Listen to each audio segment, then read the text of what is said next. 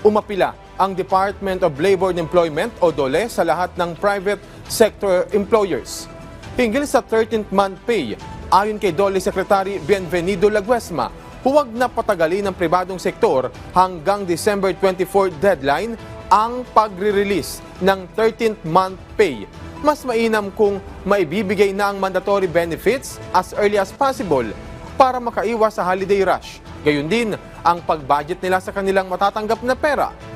Ayon sa ilalim ng Labor Code of the Philippines at Presidential Decree No. 851, lahat ng empleyado ay dapat mabayaran ng 13th month pay anuman ang kanilang posisyon, designation o employment status.